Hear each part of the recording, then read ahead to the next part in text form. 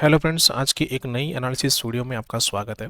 आज जो है निफ्टी ने जो क्लोजिंग थी वो क्लोजिंग मिली 24,578 की क्लोजिंग है, जो लास्ट क्लोजिंग से 346 पॉइंट माइनस में जाके क्लोज का है निफ्टी ने। जबकि बैंक निफ्टी ने जो क्लोजिंग दी है वो क्लोजिंग मिली है 54,940 की क्लोजिंग है, जो लास्ट क्लोजिंग से 442 पॉइंट माइनस में जाके क्लोज का है बैंक निफ्टी ने। यानी कि वापस दोनों इंडेक्स के अंदर हमें एक नेगेटिव साइड जो है क्लोजिंग देखने को मिली हुई है। तो यदि हम फर्स्ट डेली बेस पे देखते हैं और यदि आप हमारे प्रॉपरली डेली बेसिस पे जो एनालिसिस वीडियो देखते हैं तो वहाँ पे ऑलरेडी हमने मेंशन किया था कि निफ्टी के अंदर जो हमारे लिए जो इंपॉर्टेंट जो लेवल था ये इसका ब्रेकआउट हो चुका है और उसके ऊपर सस्टेन करना ज़रूरी है।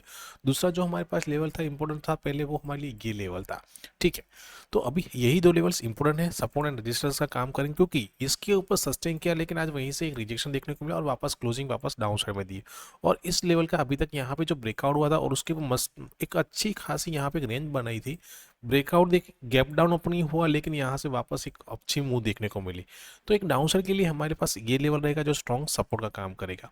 यानी कि हो सकता है कि निफ्टी वापस यहाँ पे फिर से कुछ दिन यहाँ पे रेंज बनाए, फिर ब्रेकआउट या फिर ब्रेक डाउन दे। तो हमें ये दो लेवल्स है जो डेली बेसिस पे ध्यान रखना जरूरी है। जिस साइड भी क्लोजिंग मिलती है और उसके नीचे या उसके ऊपर कम से कम 2 से 3 दिन सस्टेन करता है, तब हम कोई भी साइड एक मूवमेंट देखने को मिल सकती है निफ्टी के अंदर।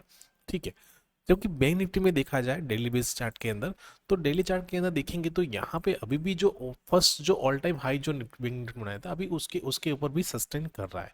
यानी कि डाउन साइड के लिए बैंक निफ्टी में हमारे पास इंपॉर्टेंट लेवल कौन सा है, 54,450 के आसपास का लेवल है। यानी कि इस लेवल से नीचे कम से कम 2 से 3 दिन सस्टेन करना जरूरी है, क्योंकि नीचे और एक लेवल आ जाता है, वो है राउंड अप लेवल हमारा 54,000। क्या यहाँ पे दो लेवल्स इंपॉर्टेंट है। ये जो लेवल है वो हमारे लिए स्ट्रॉन्ग यहाँ पे जो है सपोर्ट का काम करेगा। अपसाइड के लिए 56,000 का लेवल है, जब तक उसके नीचे है तब हम मान सकते हैं कि यहाँ पे वापस यहाँ पे भी एक रेंज बनेगा, फिर जिस साइड भी ब्रेकआउट दे और उसके ऊपर सस्टेन करे तब जाके वहाँ पे एक अच्छी मूव देख सकते हैं। तो मस्त इन लेवल को जरूर से ध्यान रखना हमें डेली बेस चार्ट के अंदर, निफ्टी बैंक निफ्टी के अंदर। अभी हम चलते हैं फर्स्ट बैंक निफ्टी के 15 मिनट के चार्ट पे और वहां देखते हैं कल के लिए इंट्राडे सेशन के लिए हमारे पास कौन से लेवल्स इंपॉर्टेंट है। तो कल के लिए देखा जाए तो हमारे पास यहाँ पे एक जो ये जो लेवल्स है हमारे लिए बहुत ही इंपॉर्टेंट है। क्योंकि ये ट्रेल लाइन ये इसलिए इंपॉर्टेंट है क्योंकि देखिए मल्टीपल टाइम इस ट्रेल लाइन से ही हमें यहाँ पे एक रिजेक्शन देखने को, फिर डाउनफॉल देखने को मिला। आज भी देखिए भी ओपनिंग उसके नीचे हुई और यहाँ फिर से सपोर्ट लिया, फिर से एक नीचे डाउन साइड दिया हो।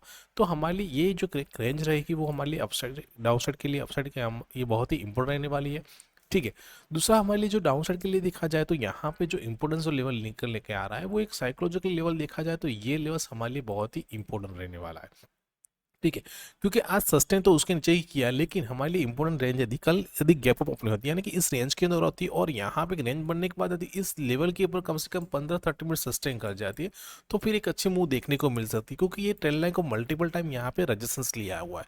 तो यदि इस लेवल के ऊपर सस्टेन कर जाए तो नियर बाय टारगेट जो रहेगा हमारा यहाँ पे 55,500 का रहेगा, दूसरा टारगेट 55,600 का, तीसरा टारगेट रहेगा 55,800 से लेके 56,000 का, यानी 56,000 का टारगेट हम देख सकते हैं बैंक निफ्टी में। लेकिन डाउन साइड वापस यदि इस लेवल के नीचे ब्रेक डाउन करता है और ये आज के लो को यदि ब्रेक डाउन कर जाता है, ठीक है, हमारे पास यहाँ दो लेवल्स इंपॉर्टेंट रहेंगे, ये लेवल और इसके नीचे ये लेवल ब्रेक डाउन करता है तो फिर पहला टारगेट हमारा रहेगा यहाँ पे 54,800 का टारगेट रहेगा, फिर 54,600 टारगेट रहेगा और फिर हो सकता है कि बैंक निफ्टी ये जो एक गैप पड़ा हुआ है वो एक गैप फिल कर सकता है। तो नियर बाय हम टारगेट रख सकते हैं शॉर्ट टाइम के लिए, वो रहेगा 54,000 के आसपास का हम टारगेट यहाँ तक का देख सकते हैं बैंक निफ्टी में डाउन साइड के लिए। तो बस इन लेवल को जरूर से ध्यान रखना कल के सेशन के लिए। ठीक है, जबकि निफ्टी में देखा जाए कल के लिए जो हमारे पास जो इंपोर्टेंस लेवल आ रहे हैं तो यहाँ पे जो रेंज बन के आती है वो इस रेंज को हम काउंट कर सकते हैं नियर बाय इस लेवल को। ठीक है, और अपसाइड के लिए जो हमारे पास इंपोर्टेंट जो रेंज निकल के आती है वो इस लेवल को हम काउंट करने वाले हैं। ठीक है, क्योंकि most of the time Nifty ने इस लेवल के ऊपर ही सस्टेन किया। यहाँ पे यदि आपका सेकंड हाफ निकाल देते हैं तो बाकी का कल का भी दिन इसके ऊपर सस्टेन किया, आज का दिन भी यहाँ पे किया, सिर्फ सेकंड हाफ के अंदर यहाँ पे रेंज के अंदर मूव किया। यानी कि निफ्टी के लिए हमारे पास ये एक रेंज बहुत ही इंपॉर्टेंट रही कल के सेशन के लिए। इसी रेंज के अंदर ओपन होता है, रेंज बनाता है, फिर यदि इस लेवल के ऊपर ब्रेकआउट देने के बाद सस्टेन कर जाता है तो नियर टारगेट हमारा पहला रहेगा 24,800 का रहेगा और उसके ऊपर सस्टेन करेगा तो 24,900 से लेकर 25,000 का टारगेट हम देख सकते हैं निफ्टी के अंदर।